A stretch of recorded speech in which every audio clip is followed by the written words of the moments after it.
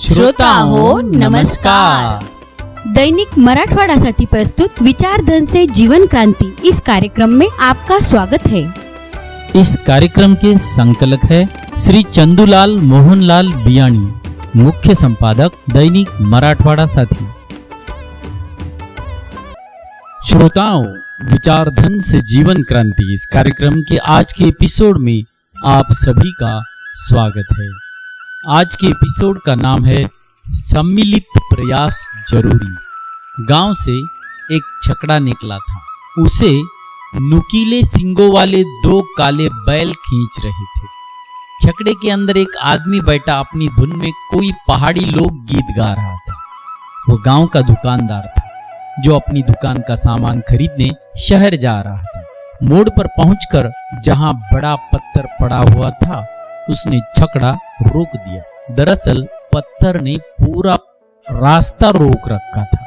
एक और दरिया बह रहा था और दूसरी ओर ऊंची चट्टानें अपना सीना ताने खड़ी थी। दुकानदार पहले तो छकड़े में बैठा थोड़ी देर सिर खुजाता रहा, फिर नीचे उतरकर पत्थर के पास गया। पत्थर को हटाने के लिए उसने कई तरकीब आजमाई, पर पत्थर हिला तक नहीं।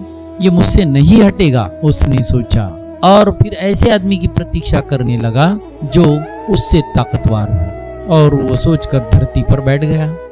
थोड़ी देर बाद एक दूसरा छकड़ा पहुंचा। उस पर जलाने की लकड़ियां लदी हुई थी। लकड़ी वाले ने दुकानदार से कहा, अरे भाई, तुमने अपना छकड़ा सड़क के बीचों बीच क्यों खड़ा कर रखा है? इसे एक तरफ करो ताकि मैं गुजर सकूं, मुझे जल्दी है। दुकानदार बोला, तुम्हें जल्दी है तो पहले यहाँ आकर ये चट्टान हटाओ। कैसी चट्टान? उसने हैरत से पूछा। यहाँ आओ और देखो, छकड़े के आगे पड़ी हुई है। लकड़ी वाले ने नीचे उतरकर पत्थर को देखा और फिर अपनी आस्तीनें समेटकर पत्थर को दाएं बाएं हिलाने की कोशिश करने लगा, पर पत्थर नहीं हिला। वो अपने वश की बात नहीं है। वो सिर हिलाता हुआ बोला, हम किसी शक्तिशाली आदमी की प्रतीक्षा करेंगे, वही हमारा रास्ता साफ करेगा। लकड़ी वाला दुकानदार के पास जाकर बैठ गया। अभी ज्यादा देर नहीं हुई थी कि एक घोड़ा गाड़ी वाला पहुंच गया। वो काफी बूढ़ा था, उसकी कमर झुकी हुई थी। वो काफी बेदर्दी से घोड़े पर चाबुक बरसा रहा था। जब उसे पता चला कि दोनों छकड़े यहाँ क्यों खड़े हैं, तो अनाप शनाप बकता हुआ अपनी गाड़ी से उतरा और थोड़ी देर पत्थर के इर्द गिर्द चहलकदमी की, फिर चुपचाप उन दोनों के पास बैठ गया। थोड़ी देर और दो छकड़े आ गए।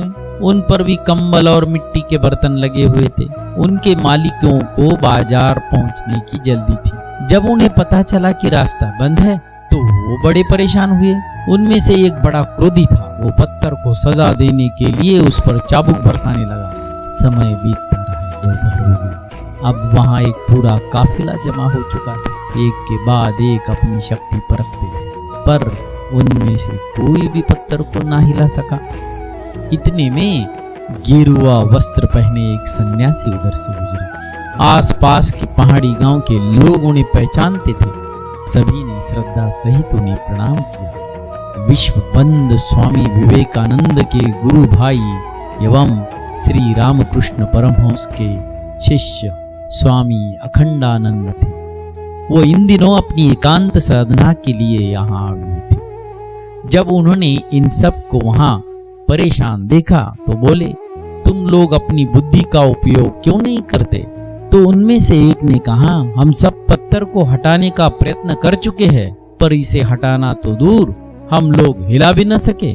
उसका उत्तर सुनकर अखंडानंद जी महाराज थोड़ा हंसे और बोले, अच्छा, अब तुम सब लोग मिलकर मेरे साथ आओ। उनकी बात मानकर सब लोग एक साथ जुटे।